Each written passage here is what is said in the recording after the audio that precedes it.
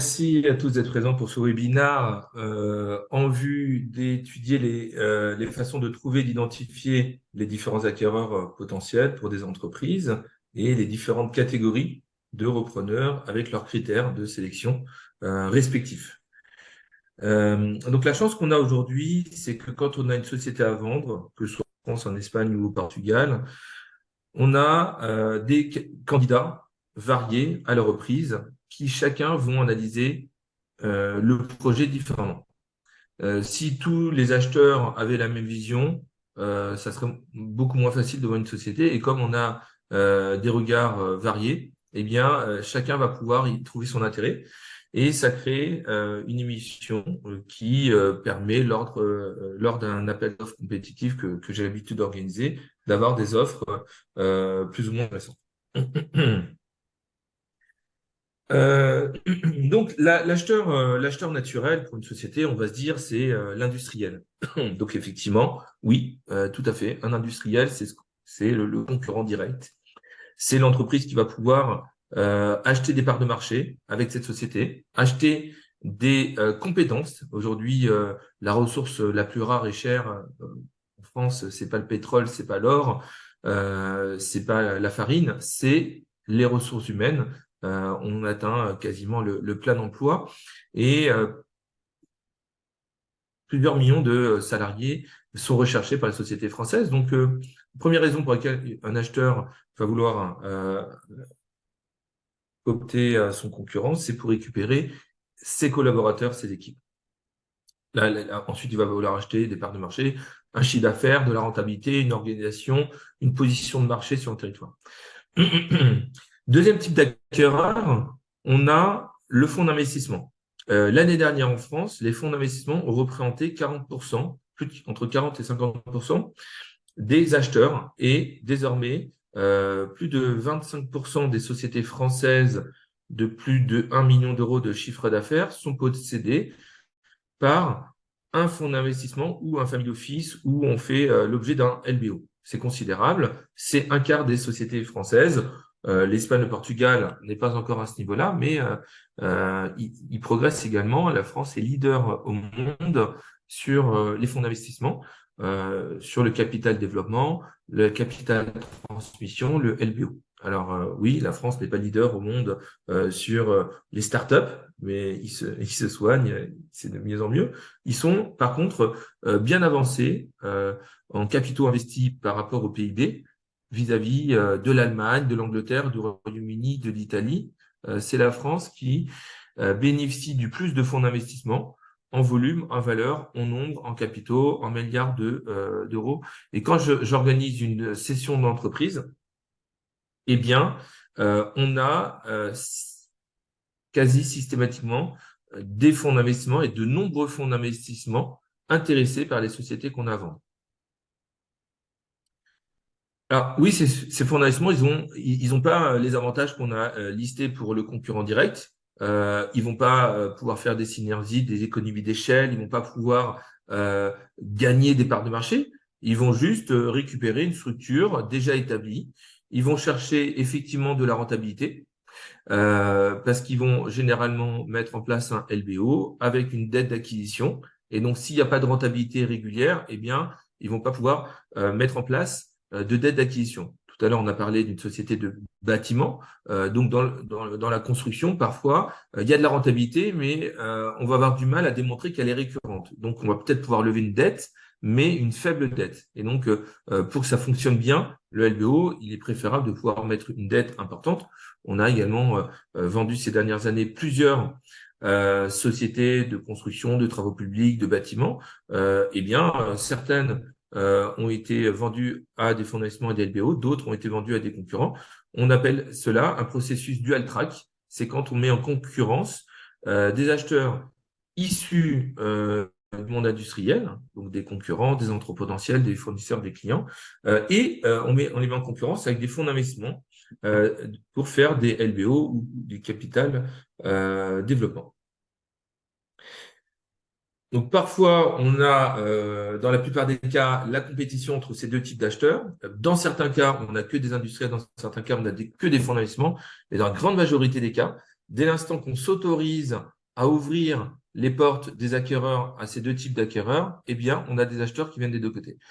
Même si, dans certains cas, il n'y a pas de rentabilité, certains fonds d'investissement peuvent être intéressés. Ils vont avoir une stratégie différente. Alors, le fonds d'investissement, aujourd'hui, comme je l'ai dit, c'est 40 à 50% des opérations M&A l'année dernière. C'est 25% des PME françaises.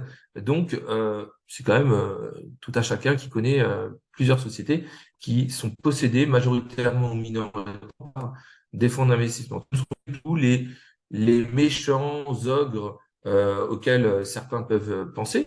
Par exemple, j'ai vendu des centaines de sociétés à des fonds d'investissement et je n'ai jamais vu de mes yeux de fonds d'investissement qui, après ces acquisitions, ont détruit des emplois, licencié des collaborateurs en nombre ou cherché à tailler dans les dépenses, dans les achats. Alors, je dis pas que ça n'existe pas, hein. Je dis que moi, personnellement, sur les nombreuses opérations que j'ai faites, ça n'est pas arrivé. Et pour une raison simple, c'est que justement, le fonds d'investissement, il veut conserver l'organisation d'entreprise, il veut conserver sa structure, ses collaborateurs, il sait que c'est la force vive de l'entreprise et donc il veut pas casser la machine. Le préalable, c'est que la société soit rentable. Bien sûr, si la société est déficitaire, bien sûr que si c'est un fonds d'investissement ou un industriel qui arrive, il va devoir couper les coûts et donc il peut y avoir de la casse. Mais ce n'est pas du tout ma spécialité. Je connais pas du tout ce marché.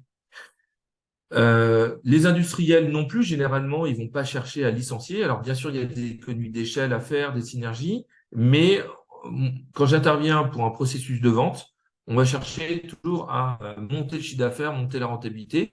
Et donc, comme il y a plus de chiffre d'affaires, plus de croissance, on va pas avoir besoin de licencier de collaborateurs. Il y a déjà un turnover dans une société, c'est pas mal, hein, dans les sociétés, il y a 5 à 10% des salariés qui partent chaque année. Donc déjà, ce simple turnover naturel fait qu'en l'espace de 2 ans, il y a déjà 10 à 20% des salariés qui sont partis. Donc ne pas les remplacer, c'est déjà faire des grosses économies. Donc on peut les remplacer ou pas les remplacer, mais si on ne les remplace pas, c'est déjà une grosse source d'économie. C'est souvent comme ça qu'on fait des gains de productivité d'ailleurs. Et en plus, lors d'une session d'entreprise, le dirigeant peut partir. Le dirigeant, parfois sa femme, son fils, son neveu ou d'autres personnes actionnaires ou attachés aux actionnaires qui s'en vont. Donc tout ça, ça fait déjà beaucoup de départs et c'est généralement très embêtant. Et le plus gros problème qu'on a quand on veut une société, c'est justement ces départs. Et ce que préfèrent les acheteurs, c'est quand il n'y a pas de départ du tout. Alors vous allez me dire, oui, mais s'il y a un vendeur, il y a bien un départ. Ben non.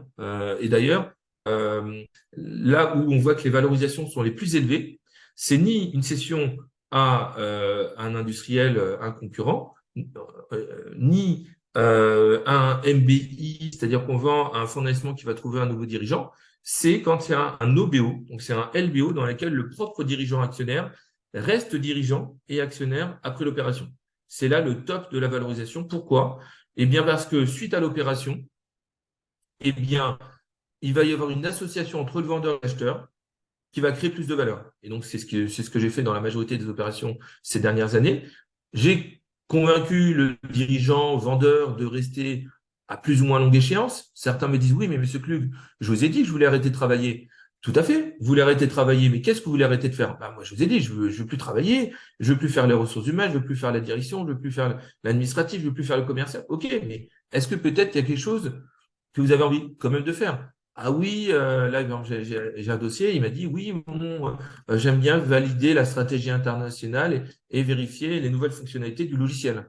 Bon, est-ce que vous pourriez vouloir le faire pendant plusieurs années?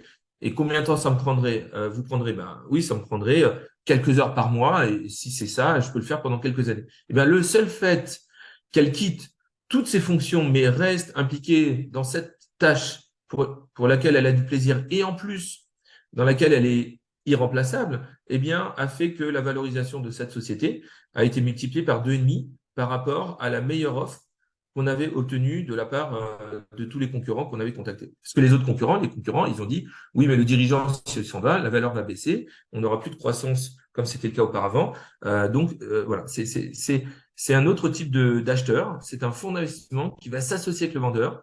C'est comme ça que le vendeur va souvent créer, augmenter le prix pour sa société. Donc, dans l'éventail des offres des acheteurs, on peut rentrer dans la dichotomie des fonds d'investissement ils vont s'associer, comme je vous l'ai dit, aux vendeurs. Ça s'appelle un OBO, Honor Buyout, un MBI, Management Buy-in, c'est-à-dire qu'un nouveau dirigeant vient de l'extérieur, un MBO, Management Buy-out, c'est-à-dire que le dirigeant qui n'était pas actionnaire devient actionnaire, un BIMBO, Buy-in, Management Buyout, c'est un mix, un FBO, Family Buyout, c'est-à-dire qu'on va vendre à plusieurs membres de la famille. Et ensuite, dans les industriels, on a dit qu'on pouvait vendre à son concurrent direct, un concurrent local, un concurrent régional, un concurrent national, un groupe étranger.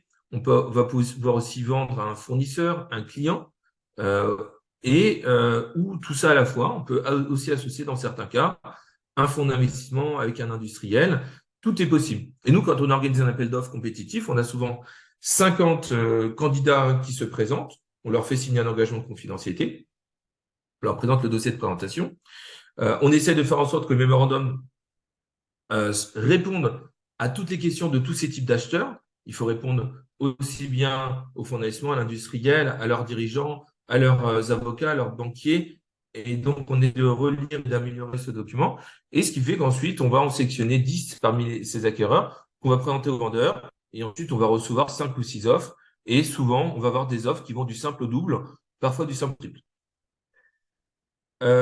Donc, il y a bien sûr des secteurs d'activité ou des entreprises pour lesquelles cette stratégie ne fonctionne pas. Soit on va avoir très peu d'acheteurs, soit on peut ne pas avoir du tout d'acheteurs. Dans certains cas, certaines sociétés sont tellement fragiles qu'elles n'ont pas d'acheteurs. Elles sont fragiles parce qu'elles n'ont pas de rentabilité, parce qu'elles ont un client majoritaire, parce qu'elles n'ont pas de récurrence, parce qu'elles ont un chiffre d'affaires en perte de vitesse, en décroissance, parce que il y a des gros investissements à prévoir et que la société n'a pas les moyens. Il peut y avoir des grosses difficultés, des gros risques. Donc, c'est toujours important de corriger ces défauts avant l'opération. Alors, souvent, les dirigeants disent, mais non, bien sûr que c'est l'acheteur qui va faire ça. Oui, tout à fait. Si l'acheteur corrige les défauts après l'acquisition, eh bien, il va diviser le prix par 4 en disant, bah, c'est moi qui vais faire ces corrections. Donc, moi, je vous paye le prix que vaut votre société actuellement. À l'inverse, si le vendeur fait les petites corrections avant l'opération, eh bien, on peut augmenter substantiellement la valeur de la société. Alors, vous allez me dire, oui, mais attendez, si j'ai un client qui fait 65% de chiffre d'affaires et que c'est un gros risque et que l'acheteur ne veut pas acheter, comment voulez-vous que je corrige ce défaut?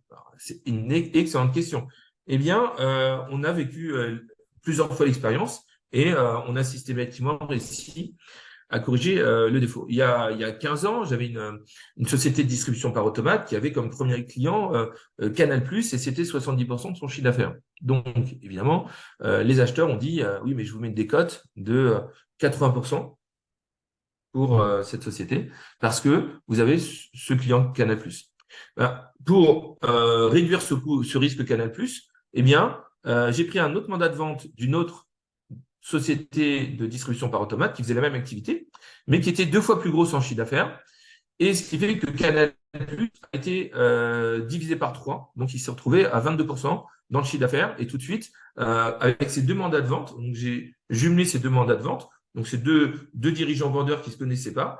Je les ai vendus en même temps. Et l'acheteur, il a accepté d'acheter les deux. Donc, pour l'acheteur, c'était très intéressant. Premièrement, avoir Canal+ comme premier client, c'est une très belle marque. Deuxièmement, il avait tout de suite les économies d'échelle dans les 2 entreprises. Il a estimé qu'il n'y avait pas besoin de remplacer les 2 dirigeants qui partaient. Donc, ça faisait une économie d'un dirigeant parce que c'est lui qui allait remplacer tout seul les 2 dirigeants. Donc, on a fait un MBI et évidemment, les vendeurs et l'acheteur m'ont remercié. Un autre exemple, j'avais la société Fège il y a 15 ans, la distribution par automate, c'était la société Tischler Distribution. Là, aujourd'hui, c'était la société Fège il y a 8 ans que j'ai vendu à Vouziers à côté de Reims. Et c'était Nestlé qui faisait 65% de chiffre d'affaires. Là, on a fait une stratégie différente. On a convaincu le client d'aller voir Nestlé pour lui demander est-ce que vous avez besoin de plus de machines? Et Nestlé a dit oui, on a besoin de machines en Russie, en Ukraine, en Pologne. Et donc, on a multiplié par 2 le chiffre d'affaires, on a multiplié par 5 le carnet de commandes. Et c'était pas Nestlé qui est passé à 85% du chiffre d'affaires, c'est Nestlé France qui est passé à 40% du chiffre d'affaires, mais Nestlé Russie est passé à 15%, Nestlé Pologne à 20%, etc. Ce qui fait que ça a permis de diluer le chiffre d'affaires de Nestlé dans le portefeuille, Nestlé France dans le portefeuille. Ça a permis de passer de 0 à 50% de chiffre d'affaires à l'international et on a multiplié la valorisation de l'entreprise par 3. Donc, et surtout, dans ce cas-là, on a pu avoir un processus d'appel d'offres compétitif avec des fonds d'investissement et des industriels qui se sont battus pour faire des offres différentes. On a parlé des personnes physiques qui sont des acheteurs. Évidemment, les personnes physiques sont nombreuses, mais généralement, ils ont moins d'argent. Ils sont beaucoup moins disants que les industriels ou les fonds d'investissement. Et enfin, les MBI, on a parlé des MBI. Pareil, les fonds d'investissement n'aiment pas trop les MBI parce qu'il y a toujours un très gros risque de changement de dirigeant lors d'une vente de société. Voilà quelques mots pour vous présenter les différents types d'acquéreurs, comment les séduire. On a fait un petit tour de table tout à l'heure. Si on devait organiser des processus de cession d'entreprise, on mettra en place ces prescriptions. D'abord, un diagnostic, des recommandations, des transformations préalables, et ensuite la mise en compétition de plusieurs candidats. On ne sait pas à l'avance quel sera le meilleur candidat. Si c'était le cas, ça serait très facile. On est obligé de mettre en compétition différents candidats. Et puis, c'est aussi chaque acheteur qui apporte des nouveaux arguments pour mieux valoriser, mieux vendre. Donc, c'est aussi cette compétition qui permet d'accentuer la compétition.